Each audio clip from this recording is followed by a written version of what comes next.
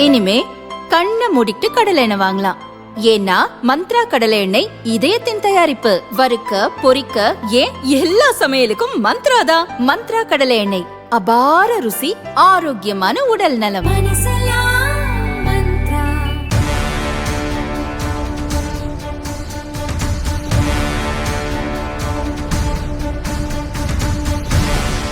தான் நடத்தி வந்த சமத்துவ மக்கள் கட்சியை நடிகர் சரத்குமார் 2024 பாரதிய ஜனதாவில் இணைத்தார்.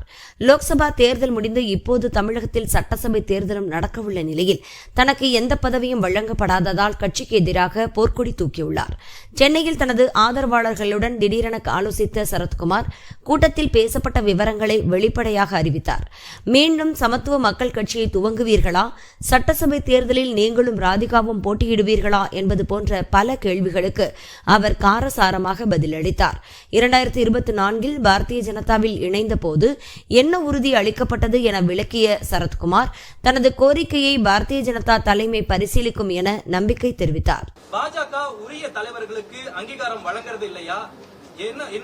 இது போன்ற செயல்பாடுகள் என்ன வழங்குறது இல்லையா நான் சொல்லவில்லை. என்னை பொறுத்த வரைக்கும் என்ன நிர்பந்தம், என்ன சூழ்நிலை எனக்கு தெரியல. எனக்கு இப்ப நான் பார்க்கும்போது இன்னும் ஒரு கூட்டணியில் எவ்வளவு இடத்துல நிற்க போகிறார்கள் என்பது தெளிவாக இல்லை. ஒருவேளை அதுக்கு முக்கியத்துவம் நிச்சயமா கொடுத்துதான் ஆகணும். அந்த முக்கியத்துவத்திற்கு பிறகு இதை எடுத்துக் கொள்ளலாம் என்று இருக்கிறார். அதனால வேண்டுகோளை நம்ம நாளைக்கு எழுதி கொடுத்துருவோம். வாய் வழியாக சொல்லிவிட்டோம். அவர்களும் உத்தரவாதத்தை தந்திருக்கிறார்கள். அங்க இருக்கிற எல்லாருமே சரி, அண்ணாமலை அவர்களும் சரி, நயனார் அவர்களும் சரி.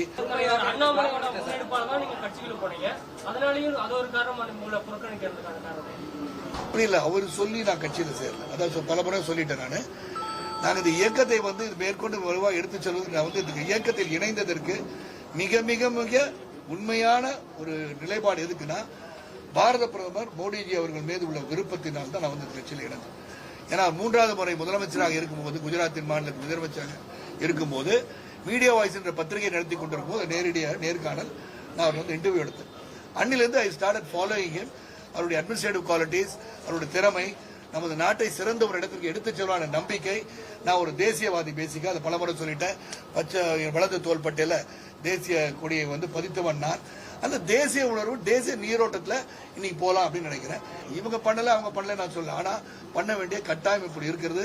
பொறுப்பு இல்லாம இப்ப என்னன்னு போய் நான் செயல்படுறது எனக்கு தெரியல. இந்த தேர்தலில் நீங்களோ அல்லது உங்களுடைய மனைவி அவர்களோ தேர்தல் களம் காணுவதற்கான வாய்ப்புகள் இருக்கா? சீட்டு கேட்கறீங்களா? என்ன சொல்றாங்க? நான் ஏற்கனவே பல முறை சொல்லிட்டேன். நீங்க எல்லாம் பல ஊடகத்துல தான் இருக்கீங்க. நான் இதோட 7வது முறையா சொல்றேன்.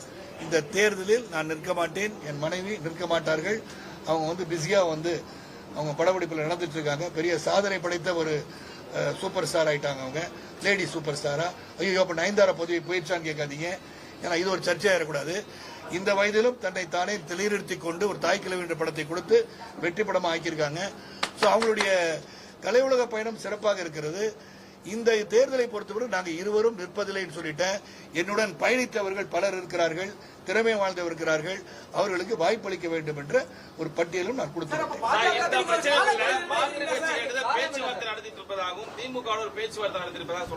அப்படி ஒன்றும் பேச்சுவார்த்தை பேச்சு நடக்கும். நான் எல்லாரையும் ஒரு நிமிஷம் ஒரு பதில் சொல்லிடுறேன் தலைவா, பிளீஸ். பேச்சு எல்லாத்தையும் பேசுவேன். நான் சுமூகமான உறவு அனைவருடன் வைத்திருக்கின்றேன். பேசுவாங்க. பேச்சுவார்த்தை என்று அரசியல் ரீதியாக யாரிடம் பேசுறது. ஒருவேளை சரத்குமாரும் ராதிகா சரத்குமாரும் நிக்கிற மாதிரி இருந்தா அந்த வாய்ப்பு உடனே பரிசீலனை பண்ணப்பட்டிருக்குமா? இல்ல, நாங்க ரெண்டும் நிக்க மாட்டேன்னு சொன்ன பிறகு அந்த பரிசீலனைக்கு வராது. தலைமை சொன்னா கூட நிக்க மாட்டாங்க. நானு இல்ல, ஃபீல் பண்றது எல்லாரும் ஃபீல் பண்றாங்க. என்ன கேட்டாரா? நீ பதில் சொல்றீங்க. அமைதியா என் தனிப்பட்ட முறையில அவங்களுடைய கருத்துக்களை கேட்பது என்னுடைய வேலை. ஏன்னா 35 ஆண்டுகள் பயணிச்சிருக்கேன் எல்லாரும் கூடயும். எல்லாரும் சொல்றாங்க நீங்க கிணத்துல குதிக்கிறா குதிப்பாங்க, சும்மா சொல்ல உண்மையில குதிப்பாங்க. அந்த அளவுக்கு அவங்க கூட ஒரு குடும்ப தலைவனா நான் பயணிச்சிருக்கேன்.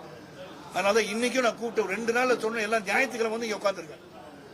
ஆல்சோ திங்கிங் ஏதாச்சும் ஒன்று பண்ணணும், வேலை இல்லாம இருக்குமே, வேலை செய்யணுமே என்ற தாக்கம் இருக்கு அவங்கள்ட்ட. அந்த தாக்கம் இருக்கனாலதான் இங்க வராங்க. ஏதோ யார் வேணா முடிவு எடுக்கிட்டோம் அப்படின்னா வந்திருக்க மாட்டாங்கல்ல. எல்லா ஊர்லயும் வந்திருக்காங்க, ரெப்ரசென்ட் பண்ணிருக்காங்க. எல்லா ஊர்லயும் திருச்செந்தூர்ல வந்திருக்காங்க, தூத்துக்குடியில வந்திருக்காங்க, கன்னியாகுமரியில வந்திருக்காங்க, நாகர்கோவில் வந்திருக்காங்க. எல்லாம் நார்த் ஈஸ்ட் சவுத் வெஸ்ட் எல்லாமே வந்திருக்காங்கல்ல.